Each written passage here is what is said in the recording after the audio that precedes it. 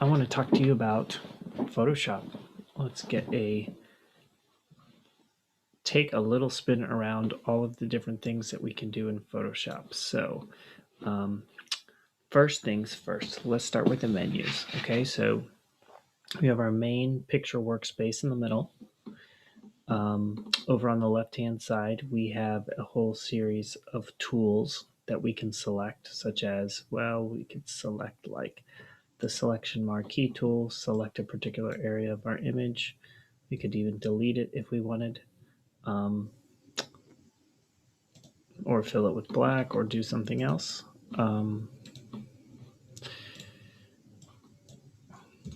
Like that.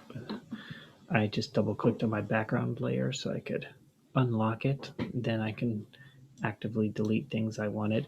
Let's talk about undo. So under edit, you've got the step backward or undo command. So you can do this, but it only goes back one step. Then you'll note if you come back to this, you'll see a redo step, right? This allows you to toggle back and forth between what you did and then what you didn't do. Now that can be very useful. We'll see in a minute. But what if we need to go back further? What do we do? Okay, you can do the step backward command and keep going backward like that.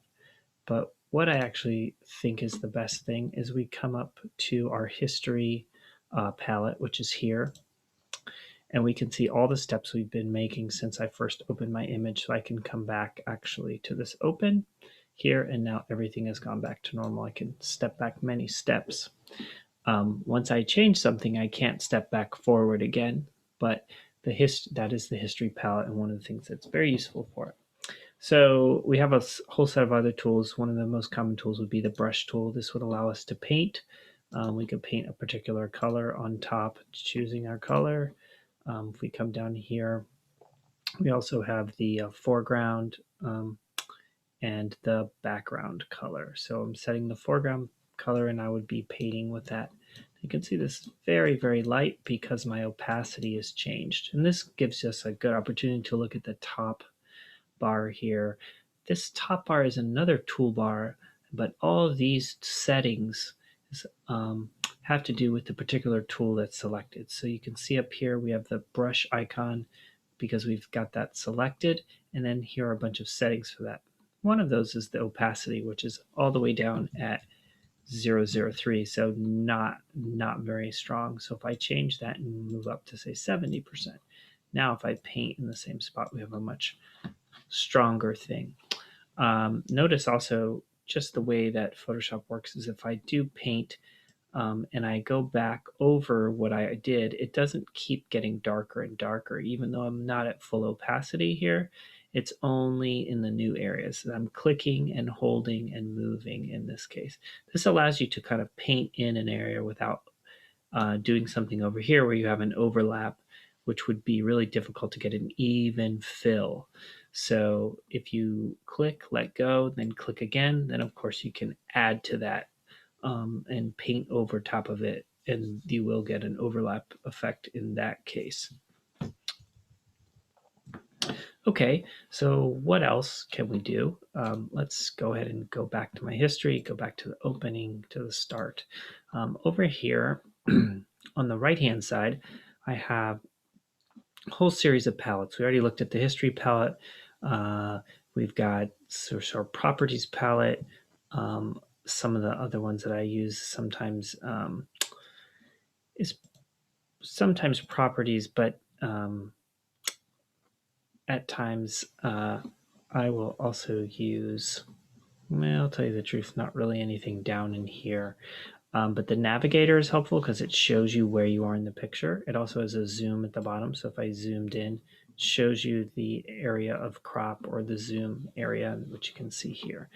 Now, move that back like this and change the size of my image. You also see other palettes here.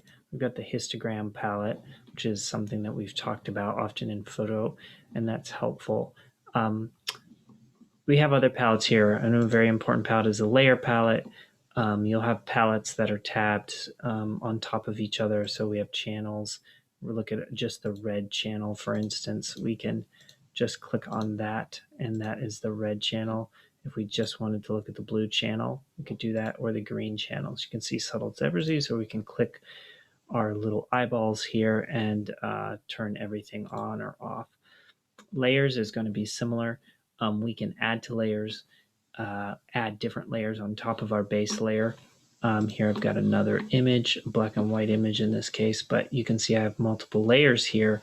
And if I can turn all of these ones off, and this is kind of the base layer that I started with, right? If I turn that off, it's all gone.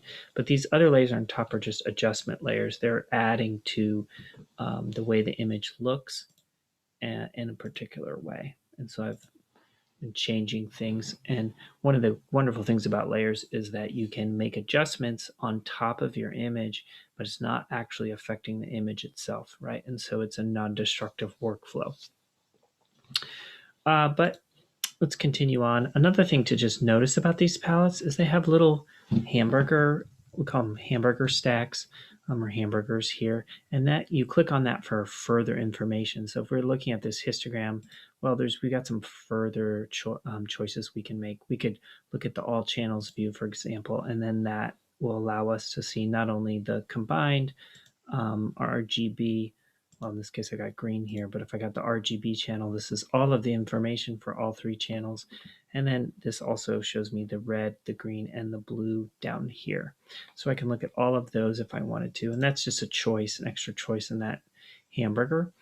I'm going to go back to the expanded view. But that's an example of getting additional information just by going into that. So you'll see that on many palettes, and it'll give you more opportunities. Many different little things to click on. So now let's go to the top. Of course, we have the menus at the top. Under Photoshop, we have things like the preferences. We can look at all different types of default settings and adjust those. For example, just to take a quick look, we could go into the preferences. We could go to the history log, and it'll open up information if we've got on the history log. But another place where we might go is the performance settings. This will tell us, controls how much memory Photoshop is allowed to utilize on your computer. But another thing that's really nice is over here under history states. This shows you how many steps you can go back in time, and 50 is a pretty good one. 50, 100, those would all be really great. If you wanted to change that, you could bump it up a little bit. Maybe I'll bump mine up to 60. All kinds of different defaults that you'll find here, even things like rulers or colors for highlights and guides and things like that you can adjust. Next, we've got a lot of typical things like file. You'll have your save, your close, your print commands in here. But edit, you'll have copy and paste, of course, but you also have some more specialized things. Image will be very useful to you. This is where we'll adjust image size. You can also shift color modes in here. You'll see under mode, you can change from for example, an RGB color to a CMYK color layout mode if need be. Separate mode just for layers, and so on and so forth. Some of these will become more important to us over time. One that I really want to point out is the view, and this has some controls in here such as zoom in, zoom out. Notice that there's next to many of these choices we have some command information, which are quick keys or shorthand keyboard shortcuts. So for zoom in, for example, you push command plus to zoom in, a command minus to zoom out. So let's try that. If I do hold down command, go plus, you can see the image, I'm zooming into it, and command minus, I'm zooming out. And if you do command 0, it'll take you back to fill the screen as much as possible with your image. Okay, so those are very useful. A little tool to point out while we're here, if you are zoomed in and you'd like to move around, one way you can do that is there's vertical and horizontal scroll bars down here that allow you to do that. But an even better tool is using the space bar, which will allow you to access the hand tool momentarily. And the hand tool will allow you to click and drag. And when you do that, you can move around your image, okay, like this. And so that's really useful if you're just trying to move around and you don't want to zoom out, then zoom into a different place, or use these scroll bars, which are not bad, but they only move in up and down or left and right at a time. And this way I can move in a circle if I want. Okay, so go back, reset that. The next menu item that's really important is window. Window shows you all the active palettes that you have open. You'll see I have my layers palette here clicked, histogram. You can see my histogram in the upper right, and adjustments, which is that area over here in the middle. But for example, if I wanted the color palette up, I could click on that, and that would give me my uh, color palette as well as swatches if I was interested in swatches. If I don't need that, I could close that back in, and now it's gone into this compressed little icon mode, and it's going to be sitting over here. So if you're ever looking for a palette, you can't find it, it seems to have gone away, you can always come down here and reactivate it by selecting it.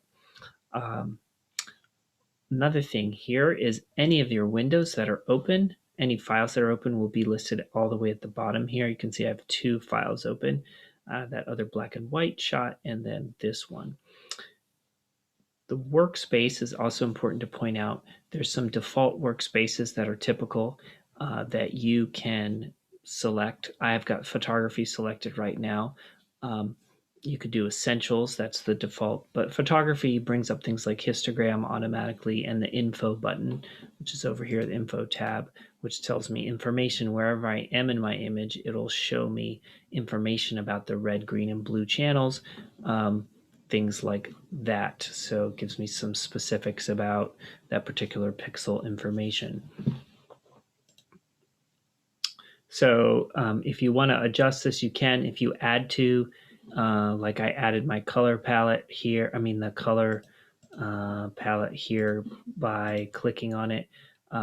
If I go back, for example, back to click on photography, that may disappear. Actually, it doesn't look like it did, but sometimes if you go to the default workstations, or say reset photography, then you can see that I've decreased this, and I've changed, and I've moved things a little bit differently than the way they were. So um, these are things that you can customize if you wish, and then add or change them. You can also create a new workspace once you like it and name it, say like Stefan's workspace, and then you can always revert back to that if you would like.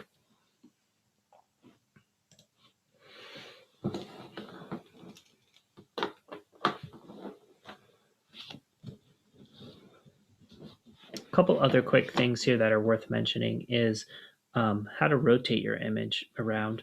That would be under the image menu, and it's right here called image rotation, and you can rotate things either counterclockwise or clockwise. So if you have say a vertical image that needs to be rotated, you could do that. Here I don't really have that situation, so it seems a bit arbitrary that I would turn these on its side, but sometimes you may need to do that when you're printing or something like that, so that's a good one to know. I'm just going to do Command Z to undo this and get back to where I was. Another thing is, let's talk a little bit about saving your files. If you come into this and you open up an image from, say, Adobe Camera Raw, and you open up into Photoshop, when you're done and you've been working on the file, you do need to save it within Photoshop. So you could go, for example, you could go here and you would do Save As. And if you're working with layers, Photoshop will support many different types of formats or file types. Um, this one happens to already be saved in a JPEG, and there's no layers, so I could just continue to save in JPEG. But the native document type for Photoshop would be the PSD file or Photoshop. So I could go to this, and then you'll see up here in the top, I have an image name, but then it has a .psd, and that is a Photoshop native file. I'd recommend to use save when you're working in Photoshop. You're going to save your working document and you want to save all of your layers and everything. The Photoshop native document, the PSD file, will support all of your layers. For example, if I had added layers to this and I save it as a JPEG, JPEG does not support layers. So some file types support some things and sometimes don't. There's different reasons that we use different files and different file types in different situations. So just be aware of that. But I would stick with Photoshop now um, as you're editing files, and that's going to make sure it's going to retain everything. It's not going to compromise quality or anything like that.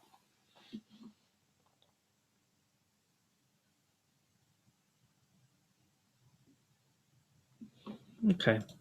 One more thing, just when you're working, sometimes we'd like to see our image a little bit bigger. We don't want all of the bells and whistles around. There's two keys. There's the F key and the Tab key, and those are going to toggle things on and off. So, for example, the Tab key will take away all of my palettes and toolbars, so that simplifies things. The F key will actually simplify things a bit further to make things slowly go away. And so now you can see I don't even have my menu bar at the top.